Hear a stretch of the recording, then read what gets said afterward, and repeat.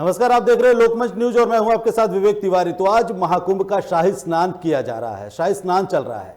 Corona संकट के बीच हरिद्वार में आज कुंभ का दूसरा शाही स्नान है। शाही स्नान को लेकर पुलिस प्रशासन से लेकर अखाड़ों ने अपनी तैयारियां पूरी कर ली है, लेकिन शाही स्नान से पहले हर की पैड़ी पर भीड़ उमड़ पड़ी है। आम लोग शाही स्नान से पहले गंगा जी में डुबकी लगाने पहुंचे। इस दौरान कोविड नियम तार तार हो गए और सभी एक तरफ श्रद्धालुओं की भीड़ रही। और कुंभ मेला आईजी संजय गुंजियान ने बताया कि हम लोगों से लगातार कोविड नियमों के पालन का आग्रह कर रहे हैं, लेकिन भारी भीड़ के कारण यह व्यवहारिक रूप से संभव नहीं है। आईजी का कहना है कि भारी भीड़ को देखते हुए यहां घाट पर सामाजिक दूरी जैसे नियम का पालन करा पाना नामुमकिन है। अगर हमने ऐसा कराने की कोशिश की तो भगदड़ जैसी स्थिति पैदा हो सकती है, इसलिए हम ऐसा नहीं कर सकते हैं। आपको बता दें कि कुंभ में सुबह 11 बजे से पहले निरंजनी और जना अखाड़ा के संतों ने शाही स्नान कर लिया था।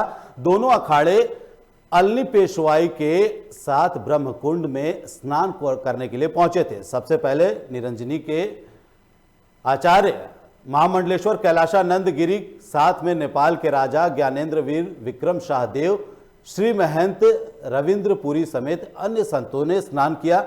जूना अखाड़ा के साथ अग्नि और आवाहन में सबसे ज्यादा नागा सन्यासी उमड़े हैं। नागा सन्यासी तलवार और फरसों के साथ करतब करते हुए शाही स्नान के लिए हर की पैड़ी पहुंचे हैं।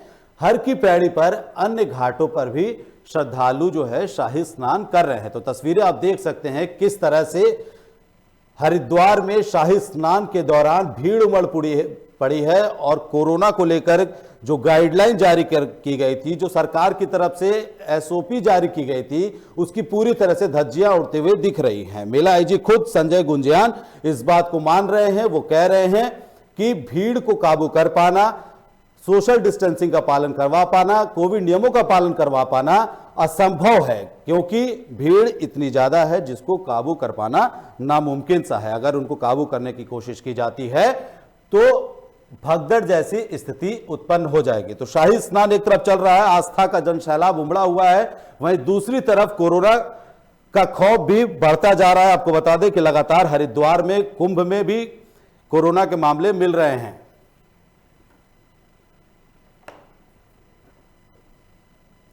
तो महाकुंभ पर ज्यादा जानकारी के लिए हमारे साथ हमारे संवाददाता और स्टेट हेड हमारे साथ लाइव जुड़ चुके हैं उत्तराखंड से। आपको बता दें हमारे साथ मनीष कागरान स्टेट हेड हरिद्वार से लाइव हैं, राम गोपाल ब्यूरो चीफ हैं डैमकुटी से लाइव हैं, और राहुल संवाददाता हैं नारसन बॉर्डर से हमारे साथ लाइव जुड़ चुके हैं। सबसे पहले हम मनीष कागरान जी के पास चलना चाहेंगे और उनसे जानेंगे कि ताजा हालात क्या है। मनीष जी, आप सबसे पहले तो कोरोना की स्थिति बता दीजिए हमें, और उसके बाद जो ताजा माहौल वहां चल रहा है, जो श्रद्धालुओं की भीड़ उमड़ी हुई है, उसको लेकर क्या अपडेट है?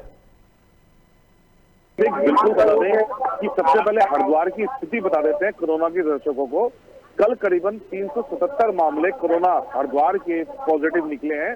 अगर हम बात करें उत्तराखंड की, तो उत्तराखंड के अंदर भी करीबन 1300 से ज्यादा मामले निकल चुके हैं। एक बम फटा है अगर देखा जाए तो।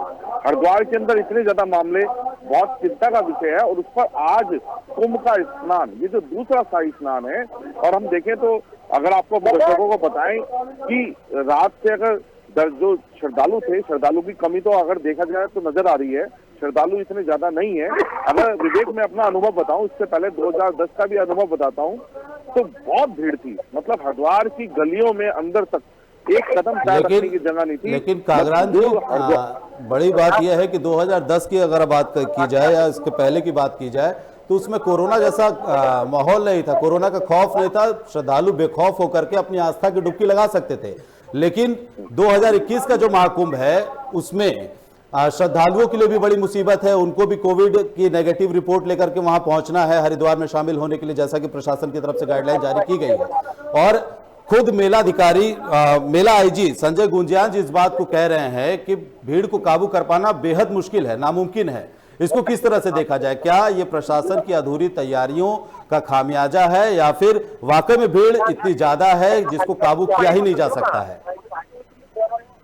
बिल्कुल विवेक, जिस तरीके से बता दें, अगर हम बात करें तो भीड़ है। अगर सुबह आधिकारिक तौर पे अगर हम बात करें तो सुबह 10 बजे तक करीबन 17,25,000 लोगों ने गंगा के अंदर आस्था की डुबकी लगा चुके जी। हैं। उसके बाद अगर हम देखें, क्योंकि अब उसके बाद सुबह 7 बजे से लेकर हर की पौड़ी जो ब्रह्मकुंड है, जी वहां को जो घाट है वो खाली करवा दी गए हैं शाही स्नान के लिए, क्योंकि अखाड़ों की परंपरा है वो एक एक कर 13 अखाड़े वहां पर वो इसमें शाही स्नान करते हैं।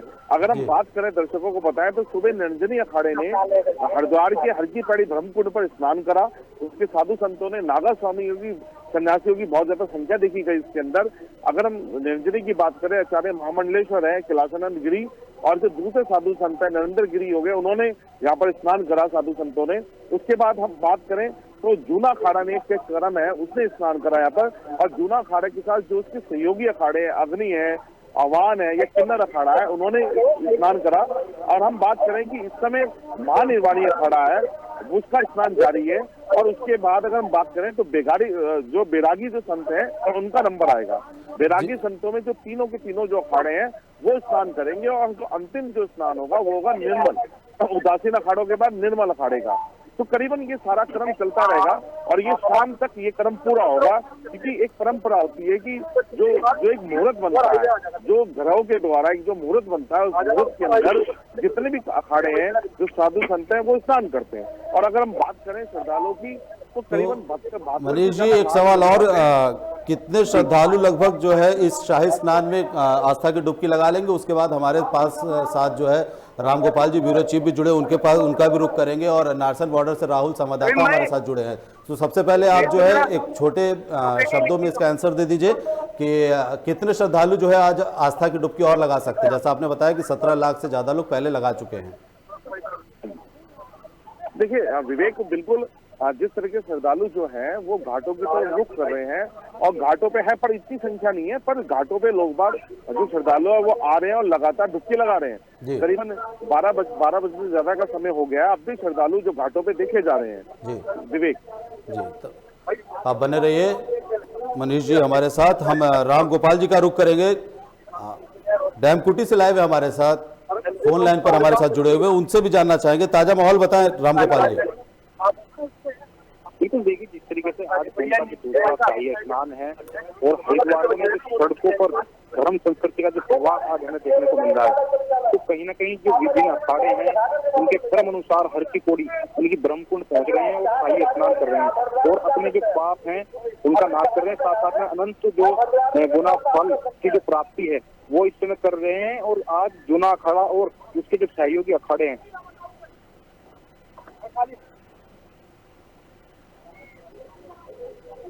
राम गोपाल जी सुन पा रहे हैं हमें? जी जी बिल्कुल बिल्कुल बिल्कुल विवेक, आवाज आ रही है? हमारे संवाददाता नारसन बॉर्डर से हमारे साथ जुड़े हुए राहुल, उनसे जानना चाहेंगे क्या नारसन बॉर्डर पर अभी भी श्रद्धालुओं का आना जाना लगा हुआ है? क्या अपडेट है आपके पास राहुल? देखिए विवेक, मैं बताना चाहूंगा नारसन बॉर्डर पे मैं मौजूद हूँ। नारसन बॉर्डर पर जो बाहरी श्रद्धालु आ रहे हैं, अधिकांश श्रद्धालु बस के माध्यम से आ रहे हैं, क्योंकि उनके मुजफ्फरनगर का खुद से सटा हुआ फलोड्डा कस्बा है, वहाँ से पुरखा जी और लश्कर निकालते हुए उनको हरिद्वार भेजा जा रहा है। इसीलिए जो श्रद्धालु नारसन बॉर्डर पहुंच रहे हैं बसों के माध्यम से पहुंच रहे हैं और जो यहाँ पर स्वास्थ्य विभाग की टीम है वो लगातार जो बस से आने वाले जो श्रद्धालु है उन्हें कोविड टेस्ट किए जा रहे हैं। हालांकि अभी तक कोविड टेस्ट के दौरान अभी तक 3 लोग जो है अभी तक पॉजिटिव आए हैं, जिनको यहाँ से वापस भेज दिया गया है। जी, इन पॉजिटिव के अलावा जो है जो RT-PCR टेस्ट नेगेटिव लेकर के हरिद्वार या फिर जो है तमाम उत्तराखंड के किसी भी इलाके में एंट्री करने के लिए जो RT-PCR टेस्ट लागू किया गया, उसकी क्या स्थिति है? लगातार टेस्ट किए जा रहे हैं, प्रशासन की तरफ से सारी तैयारियां हैं टेस्ट की? जी बिल्कुल, यहाँ पर जो स्थानीय प्रशासन है और जहाँ पर स्वास्थ्य विभाग है उनकी पूरी तैयारियां हैं और जो यहाँ पे प्राइवेट लैब भी लगाई गई है, जो भी बाहरी श्रद्धालु आ रहे हैं उनके यहाँ पर टेस्ट किए जा रहे हैं। और जो बाहरी राज्य के श्रद्धालु है, अधिकांश श्रद्धालु अपने कोविड की जो नेगेटिव रिपोर्ट है वो लेकर भी आ रहे हैं। जिनके पास अपने राज्य से कराई हुई कोविड की नेगेटिव रिपोर्ट है उनको जो है हरिद्वार जाने के लिए रोका नहीं जा रहा है और जो नेगेटिव रिपोर्ट लेकर नहीं आ रहे हैं उनके यहाँ पर मौके पर ही उनके RT-PCR टेस्ट है वो किए जा रहे हैं। अगर उन्हें नेगेटिव यहाँ पर आते हैं तो आगे उनको हरिद्वार जाने के लिए भेजा जा रहा है। जी, बने रहिए राहुल हमारे साथ। हम मनीष कागरान का रुख करना चाहेंगे। मनीष जी, एक और बात आती है, कल अखाड़ा परिषद के अध्यक्ष महंत नरेंद्र गिरी जी कोरोना पॉजिटिव पाए गए हैं, उनके साथ में कई और साधु संत भी कोरोना पॉजिटिव पाए गए हैं। तो इनको लेकर के क्या इन्होंने शाही स्नान किया, क्या रहा इनका पूरा प्रकरण? क्योंकि लगातार जो है नरेंद्र गिरी सबसे आगे रहे हैं सरकार के एसओपी का विरोध करने में। आप बिल्कुल विवेक बता दें कि जिस तरीके से अखिल भारतीय अखाड़ा परिषद के जो अध्यक्ष हैं नरेंद्र गिरी हैं, वो कोरोना पॉजिटिव पाए गए हैं, जबकि उनकी जो स्वास्थ्य है वो स्थिर है, उसमें कोई ऐसी कोई चिंता वाली बात नहीं है, फिर भी उनको होम क्वारंटाइन करा गया है। इसके अलावा जो उसी अखाड़े के जो दूसरे साधु संत हैं वो शाही स्नान के अंदर आए हैं। जैसे कि बताया कि आचार्य महामंडलेश्वर हैं, कैलाशानंद गिरी हैं, या बालकानंद जी हैं, या और जो बहुत सारे साधु संत हैं, वो निर्जनी अखाड़े के साथ जो हर की पौड़ी के जो ब्रह्मकुंड पर है वहां पर स्नान करने आए और उन्होंने आस्था की डुबकी लगाई है। और जितनी भी ये चिंता का बहुत विषय है इस समय, क्योंकि साधु संतों की संख्या अगर देखें, वैरागी साधु संतों की संख्या देखें तो बहुत बढ़ रखी है यहाँ पर। तो धीरे धीरे प्रशासन सबके टेस्ट कर रहा है विवेक, और देख रहा है कि किस किस तरह की यहाँ पर कंडीशनें हैं विवेक जी। रामगोपाल जी, हर की आप जो है डैम कुटी से हमारे साथ जुड़े हुए हैं, इसके साथ में वहाँ जो श्रद्धालुओं की जो संख्या है, जो श्रद्धालु बड़ी तादाद में पहुंच रहे हैं, उनके लिए क्या व्यवस्था की गई शाही स्नान में? बिल्कुल, देखिए प्रशासन द्वारा हर की पौड़ी पर जिस तरीके से आज जो विभिन्न जो अखाड़े हैं उनके जो स्नान है, पेशवाई जो निकाली जा रही है, तो उसको देखते हुए जो बाहर से जो आने वाले श्रद्धालु हैं वो जो अनेकों घाट बनाए हैं, जैसे डाम कोटी हो गया या फिर ब्रह्मकुंड, जैसे हर की पौड़ी से जो मिलते जुलते घाट हैं, वहाँ जितने भी श्रद्धालु हैं वो आस्था की डुबकी लगा रहे हैं और उसके बाद वो वहां से अपने अपने गंतव्यों को प्रस्थान कर रहे हैं। प्रशासन द्वारा भी विभिन्न जो घाट बनाए गए हैं, उन घाटों में जो है जो श्रद्धालु बाहर से आकर के जो स्नान कर रहे हैं उनके लिए सुरक्षा व्यवस्था के भी इंतजाम है, और साथ में जो महिलाएं हैं, महिलाओं को लेकर भी जिस तरीके से चेंजिंग रूम जो बनाए गए हैं, और साथ में जो अलग अलग पॉइंट पर जो कर्मचारी हैं वो भी ड्यूटी जो है दे रहे हैं, उनकी भी ड्यूटी वहाँ तैनात की गई है। और जिस तरीके से जो गेट पे अंदर जैसे कि श्रद्धालु आ रहे हैं उनके लिए भी जिस तरीके से जो स्वास्थ्य विभाग की जो टीम है वो जगह जगह मुस्तैद है, कहीं ना कहीं वो पूरी जो है मुस्तैदी से काम कर रही है। लेकिन सबसे बड़ी जो अहम बात विवेक ये है, हरिद्वार महाकुंभ में जो देखने को मिल रही है, मास्क लगाकर तो श्रद्धालु आ रहे हैं, लेकिन जो सोशल डिस्टेंस है उसको लेकर के कहीं ना कहीं प्रशासन के लिए एक बड़ी चुनौती है। जी विवेक। जी बिल्कुल, जो है सोशल डिस्टेंसिंग जो है प्रशासन के लिए बड़ी चुनौती बना हुआ है। मास्क लगाकर लोग हालांकि पहुंच रहे हैं। जो लोग कोरोना पॉजिटिव पाए जा रहे हैं उनके लिए क्या व्यवस्थाएं की गई हैं? उनके लिए अलग से आइसोलेशन वार्ड बनाया गया है, क्या व्यवस्थाएं प्रशासन की तरफ से उनके लिए? विवेक, बिल्कुल प्रशासन द्वारा जो स्वास्थ्य विभाग है उसके द्वारा मेला जो अस्पताल है, जगह जगह जो अनेकों होटल है, हालांकि जिस तरीके से साधु संत जो कोरोना पॉजिटिव निकल रहे हैं उनको तो अखाड़ों में ही आइसोलेट कर दिया गया है, और जो साधु संतों के साथ जो अनुयायी है, और जो बात करें अगर श्रद्धालुओं की, तो श्रद्धालु अगर आरटीपीसी से टेस्ट जो उनके बॉर्डर पर लेकर आ रहे हैं तो नेगेटिव रिपोर्ट अगर उनके पास है तो उनको प्रदेश में जो है प्रवेश करने की इजाजत है, अन्यथा उनको बॉर्डर से ही वापस कर दिया जा रहा है। और साथ में जिस तरीके से जो हरिद्वार परिसर में यानी कि मेला कुंभ परिसर क्षेत्र में यदि कोई श्रद्धालु भी पॉजिटिव पाया जाता है तो उसको मेला भवन जो नियंत्रण कुंभ मेला अस्पताल है वहां पर जो है व्यवस्था की गई है आइसोलेट की। जी विवेक। जी रामगोपाल, बने रहिए हमारे साथ। राहुल, लार्सन बॉर्डर से आप हमारे साथ लगातार जुड़े हुए हैं। लगातार वहां पर श्रद्धालुओं की संख्या जो है बड़ी तादाद में वहां से श्रद्धालु गुजर रहे हैं। कितने श्रद्धालु जो अब तक एंट्री कर चुके होंगे हरिद्वार में? जी देखिए, अभी मैं आपको जो बताऊँ, नागपुर बॉर्डर के जो श्रद्धालु आ रहे हैं, हालांकि जो नागपुर बॉर्डर की जो व्यवस्था है, अगर हम आज की बात करें तो आज की व्यवस्था में कुछ बदलाव हुआ है। तो पहले श्रद्धालु या कोई भी उत्तराखंड का निवासी, उत्तराखंड में प्रवेश केवल उत्तराखंड के जो निवासी थे उनके ही यहाँ पर कोविड टेस्ट जा रहे थे, लेकिन आज से जो जिला प्रशासन है उन्होंने बदलाव किया है।